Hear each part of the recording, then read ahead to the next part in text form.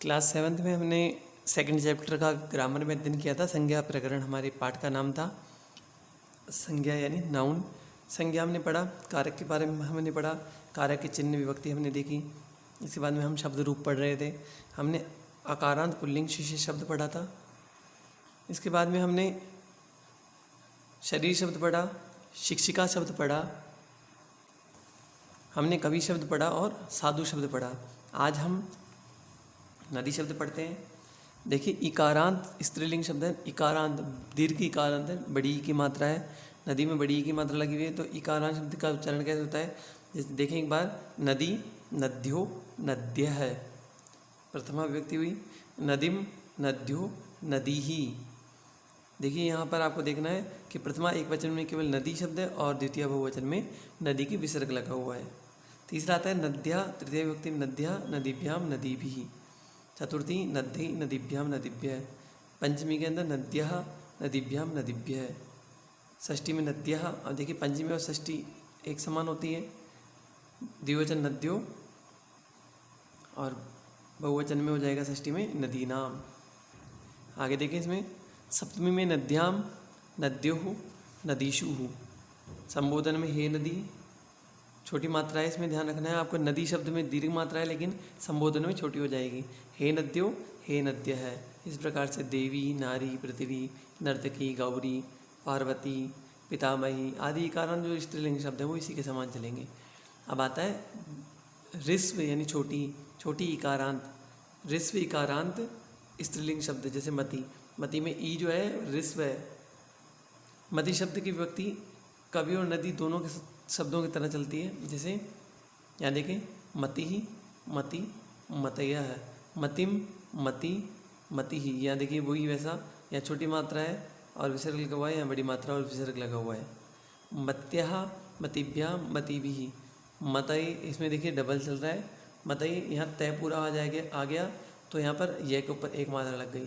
तय अगर आधा हो जाता है तो डबल मात्रा लग जाएगी। मतिभ्याम, मतिभ्यः। फिर मते, मत्यः, यहाँ विशेष ध्यान देना है आपको। मते, मत्यः कोई सा भी शब्द हो सकता है। मतिभ्याम, मतिभ्यः। मते, मत्यः, मत्युः, मतीनाम। मत्तौ डबल मात्रा है। मत्याम कोई सा भी शब्द इसमें रख सकते हैं। मत्यो, मतीषु। हे मते, हे मति, हे मतयः। प्रकृति, गति, शक्ति, जाति, बुद्धि, भक्ति आदि जो इकारांत स्त्रीलिंग शब्द होते हैं उसके रूप मति के समान चलते हैं। अब आता है ऋकारांत, पितृ शब्द। पितृ यानी पिता शब्द। देखिए इसमें पिता, ये जो आपका शब्द होगा पिता शब्द का, पितृ का पिता शब्द आएगा। प्रथमा एक वचन में पिता लिखेंगे। पितरौ, पितरः। पितरम, पितरौ, पितॄन। ये देखिए दीर्घ मात्रा है, यहाँ विशेष ध्यान रखना है आपको। द्वितीय बहुवचन में दीर्घ मात्रा है। पित्रा, पितृभ्याम, पितृभिः। पित्रे, पितृभ्याम, पितृभ्यः। पितुः, पितृभ्याम, पितृभ्यः। पितुः, पितरौ, पितॄणाम, पितरि, पितरौ, पितृषु। हे पितः, हे पितरौ, हे पितरः। इस प्रकार जैसे भातृ, जामातृ आदि ऋकारांत शब्द हैं वो इसी के समान चलेंगे। अब आता है मातृ यानी माता। तो माता, मातरौ, मातरः, मातरम, मातरौ, मातृः। ये द्वितीय बहुवचन में आपके दीर्घ मात्रा है। आगे देखें, मात्रा, मातृभ्याम, मातृभिः। मात्रे, मातृभ्याम, मातृभ्यः। मातुः, मातृभ्याम, मातृभ्यः। मातुः, मात्रौ, मातॄणाम, मातरि। ये शब्द आपको ध्यान रखना है, सप्तमी एक वचन का ज़्यादातर एग्जाम में पूछ लेते हैं। मातरिः, मात्रौ, मातृषु। हे मातः, हे मातरौ, हे मातरः। अब ये आपके आ जाएगा राजन शब्द। ये नकारांत है, राजन शब्द है, नकारांत शब्द है। इसको देखा आप, राजा, राजानौ, राजानः, राजानम, राजानौ, राज्ञः। ये आपको विशेष ध्यान रखना है। द्वितीय बहुवचन का राज्ञ शब्द बनेगा। राज्ञः, राजभ्याम, राजभिः। राज्ञी, राजभ्याम, राजभ्यः, राज्ञः। देखिए यहाँ पर पंचमी और षष्ठी का एक वचन और द्वितीय बहुवचन एक समान है। राजभ्याम, राजभ्यः। राज्ञ, राज्ञौ, राजानाम, राज्ञी।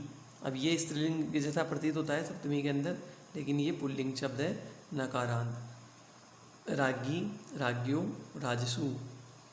हे राजन, हे राजानो, हे राजान है। अब आपके पास में यहाँ पर उचित शब्द रूपेण रिक्त स्थानानि पूरयत। यहाँ पर उचित शब्द जैसे दैवी ही, तो आपको ये देखना है देवी शब्द किसके समान चलेगा, तो उसका एक वचन और द्विवचन लिखना है। लता शब्द है लतायाः, अब ये ध्यान रखना है आपको कौन सी विभक्ति में, उस हिसाब से आपको यहाँ पर आगे के शब्द लिखने हैं। तो आपको इनमें ये जो खाली स्थान है उनको आपको पूर्ति करनी है। यहाँ भी देखिए उसी प्रकार से दे रखा है, जैसे नद्यो, तो नदी शब्द की तीनों इसमें आ जाएगी। इसमें इस प्रकार से आपको पढ़ना है। जैसे पितृ कौन सी विभक्ति है, तो उस विभक्ति के हिसाब से आपको इनमें शब्दों को डालना है। आगे आपके पास में है उचित पदम जित्वा रिक्त स्थानानि पूरयत। इनमें से उचित शब्दों को रखते हुए, ढूंढते हुए रिक्त स्थान की पूर्ति करनी है। आगे देखें आप, यहाँ पर जैसे आपके अलग अलग शब्द दे रखे हैं। मित्रैः सह क्रीडन्ति, क्रीडन्ति बहुवचन है तो ये बालकाः बहुवचन वाला शब्द आ जाएगा। इस हिसाब से आपको ये जो खाली स्थान है इनकी पूर्ति करनी है कि एक वचन का है या द्विवचन का है या कौन सी विभक्ति का है। आपको इनको देख के आपको व्यवस्थित करना है, अपने नोटबुक में इसको करना है। लास्ट क्वेश्चन हमारे पास में पद्दत पदानाम मूल शब्द लिंग विभक्ति वचन वचनम च लिखत। यहाँ पर आपको शब्द दे रखा है, इसमें मूल शब्द लिंग विभक्ति और वचन देखने हैं। इसमें आपके पास शब्द दे रखे हैं, कुल 15 शब्द हैं आपके पास में। 15 शब्द में आपको मूल शब्द बताना है, लिंग बताना है और विभक्ति बताना है और आपको वचन भी बताना है। और आपको ये गृह कार्य के रूप में जो क्वेश्चन है वो अपनी नोटबुक में आपको कंप्लीट करके जांच करवाना है। आज का कार्य हम यहीं तक रखेंगे, नेक्स्ट कार्य हम अगले वीडियो में देखेंगे। इस गृह कार्य को कंप्लीट करके आप जांच करवाएं।